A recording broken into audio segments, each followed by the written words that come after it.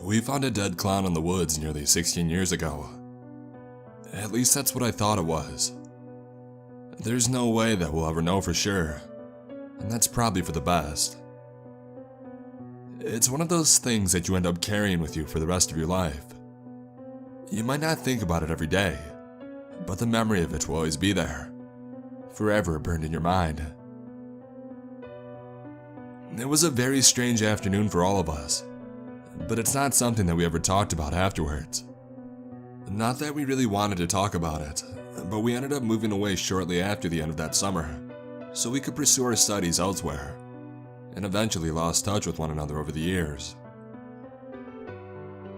We all went to the same school and pretty much grew up together, but our town was quite small, which meant you had to move if you wanted to pursue a higher level of education. Bobby, Lynn, and I all left. Sid was the only one who never left town. Born, raised, and killed there by his own hand. It's been nearly 2 years since his suicide, which really didn't come as a surprise to anybody, to be perfectly honest. I don't want to say that I never really considered him as a friend, but he had always been somewhat messed up. It wasn't his fault or anything, but he had become a delinquent, and from what stories I heard, he was hell-bent on following a self-destructive path. Yesterday, however, I found out that there was more to his death, something that hadn't been disclosed to the public or the newspapers. I will share those details that have kept me up since I heard them, but first things first. The dead clown in the woods. What the hell is that? Bobby was the one who had spotted him first. From where we were, all we could see in the direction he pointed was an orange balloon swaying in the gentle breeze, with its string attached to something on the ground. It was definitely an odd sight to witness, especially in the middle of the woods, and it immediately drew our attention towards it. We didn't particularly like to hang out in those woods. It was just something that we had resorted to when the boredom became too much to bear, or when Sid would insist for hours on hours before we eventually obliged to his request. On that day, it ended up being a mixture of both, I think. The trees provided us with a cool shade on that particularly hot day, and Sid wanted to show off his brand new air rifle, something we weren't looking forward to. It definitely wasn't the first time that he had brought something like that to our playtime. But before I move on to the discovery of the body, I must explain some of the dynamics of our group, if I could even call it that. Bobby was a smart kid, a small figure, glasses, bowl haircut. I think you get the picture. You would think that somebody like that would get picked on pretty normally. And while that did happen on a few occasions, he always had a sharp tongue, but he kept it to himself most of the time and never really allowed his capacities to shine. He was my best friend. Lynn was awesome. I think she genuinely liked to hang around with the boys. Well, mostly Bobby and I. And for some reason I always loved how she didn't give two shits what all the other girls would say behind her back. She was dope, and I can't even help but smile whenever I think of her. She was always in a good mood and down to do pretty much anything. And whenever we wanted to try something new, she would always tag along 9 times out of 10. And then there was Sid. Everybody in town knew who Sid was. His father was the well-known drunkard, the troublemaker and alleged wife-beater who would always get into some kind of trouble with the law at least once a week. He would piss on neighbors' cars, break windows from shops that would no longer allow him inside, that kind of stuff. One night, things had escalated quickly between him and some of the cops who had been called to break up the fight. Threats were made, a gun was pulled, and one of the cops shot him on the spot. He was dead before the paramedics could arrive, and all of the witnesses that saw it happen verified that it was a justified call. Sid was 9 when it happened, I think. I was 8. As for why I'm bringing this up, the cop that killed his father was Bobby's dad, now the current sheriff. So as you can imagine, sometimes things would get pretty weird and awkward when we got together. Sid clearly harbored a strong animosity towards Bobby, something terrifyingly palpable and yet always just kept below the surface. He'd make an off remark here, an indirect joke there, but never got in his face or anything like that, which was strange considering Sid was a bully with a violent temper to mostly everybody else. If you take all of this into account, it's no wonder that we would all get pretty nervous when he brought his dangerous toys along with him. On the outside though, I'd say we always managed to put up a good act, pretending that his alpha antics didn't impress us. Having Lynn around definitely helped in keeping him in check as well, and Bobby wasn't stupid either. He knew, as we all did, that if given the chance, Sid would probably hurt him, maybe even go out of his way to make it look like an accident. As soon as he saw the balloon, Sid saw it as the perfect target to aim his rifle at, but we all told him in a slightly annoyed tone that we should check it out first. It might have been just a stupid balloon, but it was also a colorful, unusual sight. It's not as if we had expected to find a treasure, even go on an adventure of a lifetime, but if we could just get a couple of minutes of genuine curiosity and excitement out of it, we would. Sid's brain was just wired differently, I guess, thinking only of immediate destruction and ending things on the spot. That was his definition of fun. But this time around, he kept his finger off the trigger and rushed to the side of the balloon. If he couldn't blow it up, then he had to be the first one there. Hell, had it just been a balloon waiting for us, I'm willing to bet he would have taken it for himself and teased the rest of us for the rest of the day. But as you already know, it wasn't just a balloon. Whoa, what the? Sid abruptly stopped in his tracks right before us, which prompted us to stop as well. When I looked over his shoulder, my eyes were almost instantly drawn to the ground a few feet away. Something was on the grass and lying on their stomach. The colorful attire was undoubtedly that of a clown. The wigs, the gloves, the shoes. No mistake about it. The clown's arms rested right next to its legs, palms facing upwards towards the sky.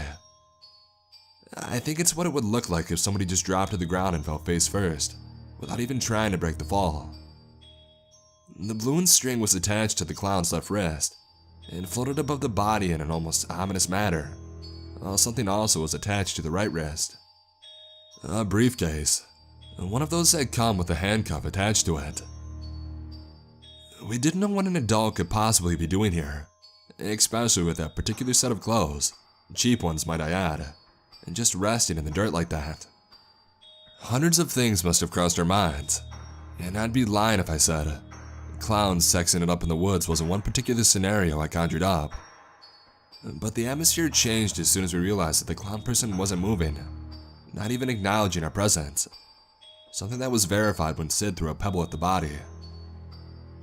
Dude, what the fuck? I said as I instinctively grabbed his arm to let him know I wasn't okay with what he had just done, and I wouldn't let him do it again. He yanked his arm from my grab without even looking at me, his eyes still fixated on the clown. Sid was smiling, which never was a good thing. Oh my god, are they... is it? I turned to face Lynn, who was now the one clutching my t-shirt sleeve. I don't know, I said. I think so, yeah. Holy shit, I think, yeah, I'm gonna call my dad. As weird as this might sound, at that particular time Bobby was the only one with a cell phone, mostly because his dad was a cop on top of being super protective and whatnot. My parents had promised to get me one at the end of the summer, while Lynn had dropped hers in a pool some weeks before. Sid didn't have any of his own as far as I knew, although I had heard about him stealing some. But on that day, it didn't matter whether he had any on him or not. Don't call anyone. We all looked at Sid. What? Why not? Bobby asked. Dude, are you joking? I've never seen a dead body before. Have you? Bobby didn't say anything. He just looked at Lynn and I with a worried look. Probably the exact same one we had on our faces as well. You're supposed to poke them around and shit, Sid continued as he approached the body. Lynn gagged. No, I'm not staying here. This is wrong, she said. I didn't want her to go, but I saw how her eyes welled up and I didn't have the heart to make her stay. I couldn't do that to her.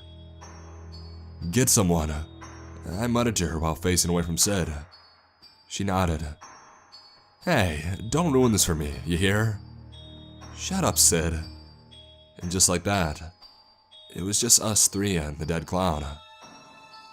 You guys gonna pussy out too? Bobby and I exchanged a look, and we both knew all too well what the other was thinking. Sid wasn't exactly hard to figure out in that type of situation.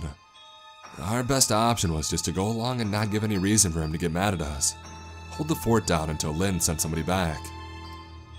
Sid still had his rifle too, which I'm sure Bobby also took into account when he put his cell phone away. I nodded approvingly, as we simply couldn't afford to piss him off.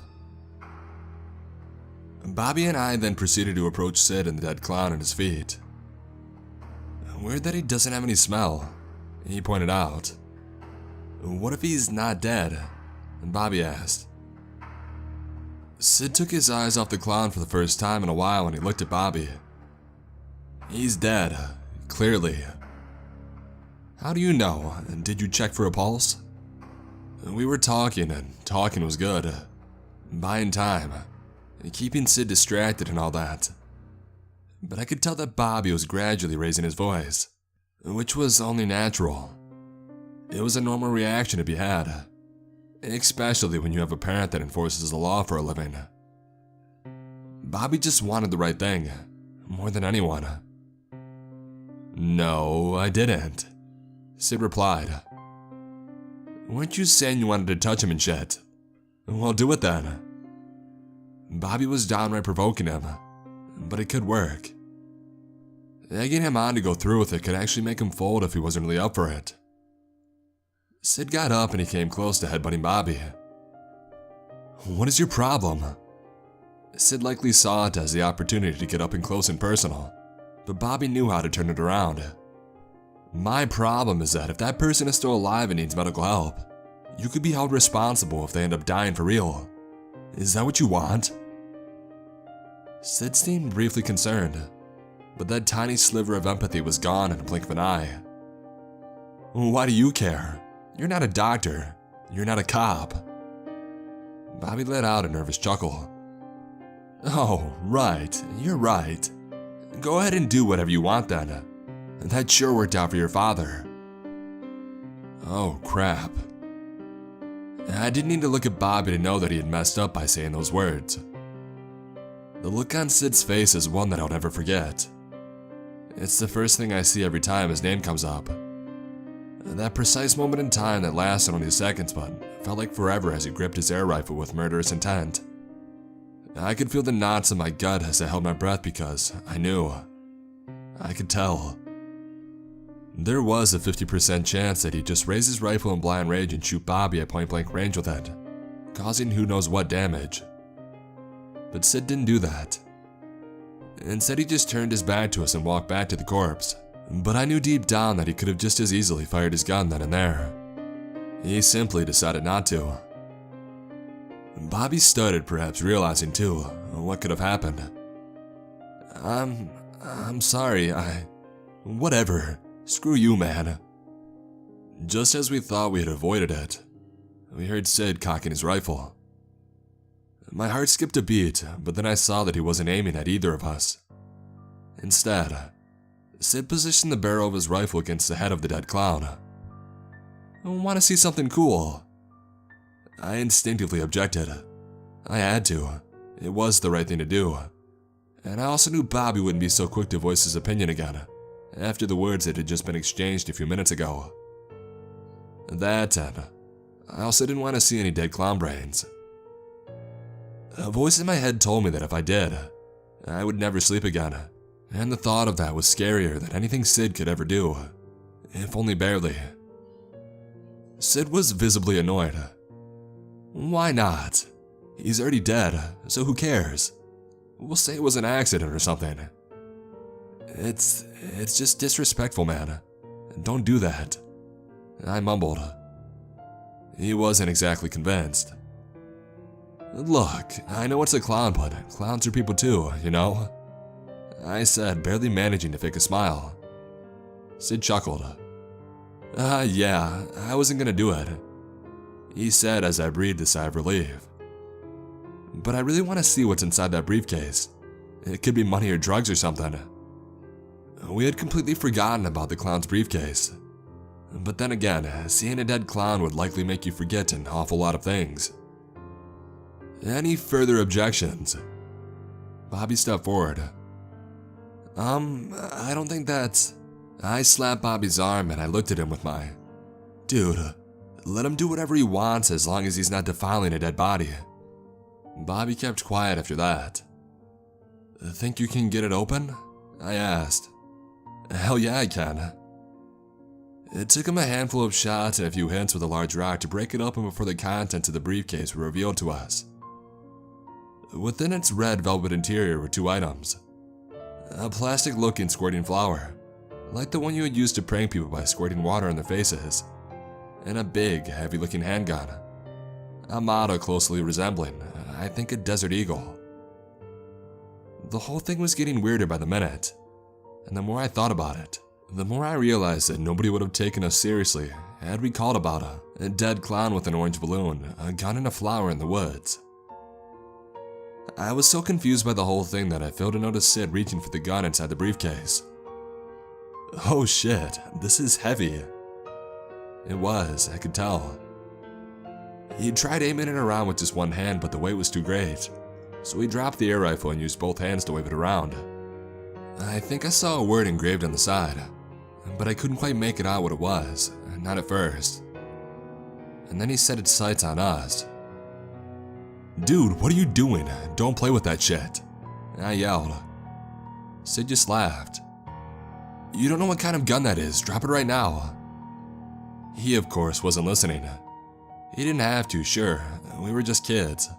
But that had always been the kind of stuff that made him feel empowered. Kneel. Bobby shot me a fearful look before turning to Sid. What? Kneel now. Sid repeated as he menacingly, decisively approached Bobby, gun drawn to his face. That's when I got a good look at the engraved word on the gun. Death is what it said. For some reason, and despite its clear edginess, something about it didn't sit right with me. For one, it was an unusual prop for a clown to have. I mean, not the fact that it was a gun, but rather it having such a bad, negative-related word engraved on it. And two, I don't know how to word it really, but there was something about that gun that screamed bad news to me. Bobby looked at me again, and I did the only thing I could do right then and there. I shook my head, as if to say, just do what he says, and go along with it. Bobby gave me a slight nod and took a deep breath, likely realizing that it was indeed the best choice. He knelt on the grass. You, look away, he said to me. What? Why? Sid, this isn't funny anymore. Do what I say or it'll be worse. Okay. I turned around as Bobby called out to me, his voice shaking, and I could tell that he was near his breaking point. I wanted to do something, but instead I gambled on just letting Sid have his moment. It had worked in the past, after all, and there was also the issue with that handgun. Whether it was a prop or not, I didn't want to add any further variables into the equation by trying to wrestle it out of him. Close your eyes, Bobby. Close them. Just do it, Bobby, I said, not wanting to give Bobby time to think about Sid's request and what it likely meant. Just do it and it'll be over soon, buddy. Trust me. I too closed my eyes without realizing it. Maybe I was trying to share some of Bobby's burden somehow. Or maybe I was simply dreading what Sid would do next. Had I underestimated him? Did he really have it in him to do something like that, and not think of the consequences? Was I about to lose my best friend? Is that what impending death felt like? And my heart was racing as all of these questions filled up my head, until the sound made me snap out of it. It wasn't a gunshot. It was the sound of Bobby retching.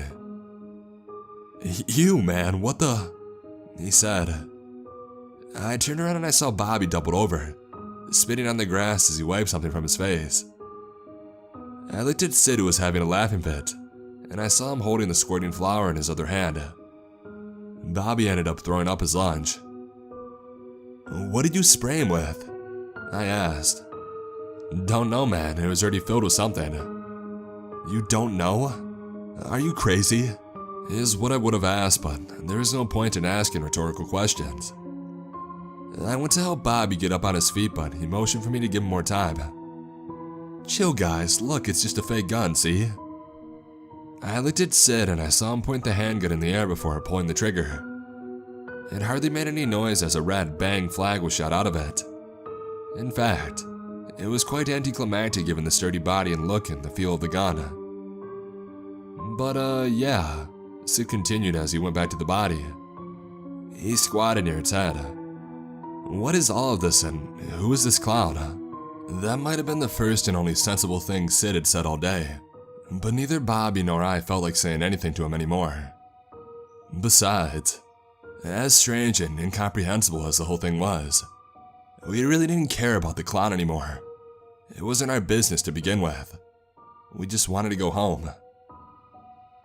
We were visibly upset to say the least, and Sid wasn't dumb enough not to notice it. Hey, maybe we know this guy. Maybe it's your dad, Bobby, he joked. Bobby wasn't fazed one bit, and Sid got visibly upset they didn't get the slightest reaction out of him. Whatever, let's see what this clown looks like. I looked at Sid as he struggled to pull up the clown's head to get a good look at it. As soon as he did, he immediately dropped it back into place and threw himself ass first onto the ground, kicking the grass away and everything else along with it as he did his best to distance himself from the body as fast as humanly possible. What the hell? He yelled. This wasn't one of his pranks. I saw the color drain from his face and a look of pure horror forming. What's wrong? I asked, more out of concern for Bobby and I than him. Dude, what? What is it? Who is it? I asked him, also getting increasingly anxious. Sid mouthed something, but no words came out at first. There's no face. Bobby had gotten up to his feet at this point. What? What does that mean? He blew his face off? Bobby asked, but from the strange look on Sid's face I could tell that it wasn't quite it. No, Sid said, still visibly shaken. There's nothing. It's just skin. There's no face, nothing. You've lost it this time, man. Good riddance. I didn't have to look at Bobby to know that he didn't quite mean those words. Considering everything that had happened up until then and judging by Sid's genuine reaction, it could have been the truth, but it didn't matter.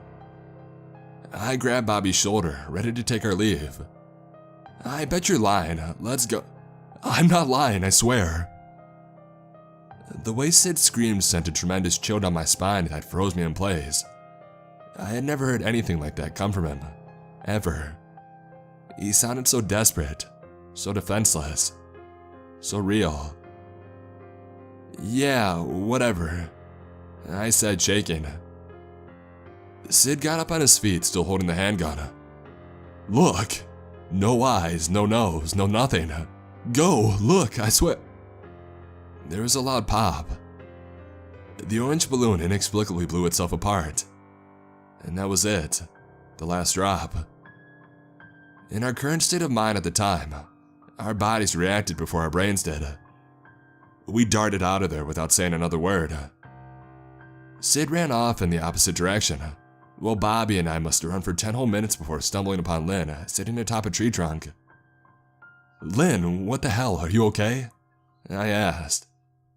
Yeah, sorry, I didn't want to get you guys into trouble, she said, apologizing for not calling somebody to help. It's okay, said Bobby. Come on, let's go. We gotta go, now. Yeah, I said, reassuring her. It's fine, everything's okay now. We never spoke about any of it, and since there had been no mention of anything or anyone being found in the woods, we simply decided on our own that it would probably be for the best just to forget about the whole thing. And I think we did. We all moved on with our lives. Lynn is a successful author now, and Bobby became a well-known and charismatic CEO after breaking out of his timid shell. Me? I can get by, I guess. But as I said earlier, there was more to Sid's suicide, as I found out, which is what I want to touch upon. I came back to town a few days ago to attend a wedding. I hoped to see both Lynn and Bobby, maybe catch up, but they couldn't make it. Bobby's father, now the town sheriff, was there, and we did get to talk and share a few drinks. He told me how Bobby was doing great and how he was proud of him and everything. I'm not sure how the subject of Sid's death came up since I already had a few good drinks in me at the time, but it did. We talked a little about it, but he became somewhat inquisitive after a while, asking if I had heard anything about the circumstances of his suicide and whatnot. He quickly apologized and invited me over for dinner. That was yesterday, while promising to disclose some sensitive things regarding his death. It wasn't a suicide at all, is what he told me. Didn't he shoot himself? I asked, perplexed. Oh, he sure did, but it was an accident. No goddamn doubt about it. And every day I thank the Lord for it. A miracle, that's what it is. You know why? I shook my head, stunned as he took a sip of his whiskey before letting out a deep sigh. He was gonna shoot up the school. My blood turned cold. I was speechless. Yeah, the school staff and the kids, and then suicide by a cop. That was his plan. He rubbed his eyes. I really wanted to turn that kid around, you know. I didn't want him to end up like his father. That's why I tried time and time again to have Bobby hang out with him. Maybe help him out somehow. Change him or something. I'm sorry I pushed him over to you guys. I had no right. It's okay, I said. I don't think there was much anybody could have done, but... He looked at me. Yeah? Are you sure about all that? Oh yeah, I got it all on video. See, at the time of his death, he was recording himself, showing off his little arsenal, clothing and all that crap as he went over and over his plan. And then one of his guns went off and he played around with it. And that was it. It nearly damn blew half of his... Sorry. He remained in silence for a few seconds. Well, it's better this way. Especially if it means he didn't get to take any innocent lives. That would have been bad. A miracle, I tell ya. He said. He always liked to play with those guns a bit too much, so I guess it was only fitting. The sheriff gave me a look as he proceeded to rub his chin. Something was clearly on his mind. Since you bring that up, I was hoping you could help me with something. I hesitated a little at first, not knowing what you could possibly ask of me, or what I could help him with. Sure, yeah, what is it? Give me a sec, I'll be right back. He left the room and went to his study to fetch something before coming back. He seemed to hesitate. I, want to show you something, if you're up for it. You're not gonna show me. No, not that, not his body. Well, more like the moment right before his death. It's just a screenshot. He placed it on the table and slid it over to me slowly, giving me plenty of time to say no if I wanted to, but I just let it come into view. Sid looked certifiably insane during his last moments on Earth, holding a gun next to his temple with bloodshot eyes. But Sid himself wasn't what drew my gaze and made my stomach drop. You happen to know anything about that handgun that he's holding? The sheriff asked. No. I lied as I immediately recognized the death-engraved weapon that had been pulled on the sheriff's son all those years ago, taken from the dead clown's briefcase. But why do you ask? Well, that's the one. That's the one gun that discharged accidentally and killed him on the spot. Fortunately, he mistook the look on my face for something else and proceeded to further explain himself. If it sounds like a strange thing to ask, that's because it is exactly that. Strange. He took the screenshot back from my hands and he put it away. Sid lived alone in a dump. Hadn't left his place in weeks in preparation for the massacre he was cooking up, and our guys swear that nobody stepped foot in his home after he had killed himself. Okay, I said, also asking myself whether I was truly following what he was trying to say. That handgun, the one that had killed him, the one we have on video discharging and blowing his brains out. We never found it.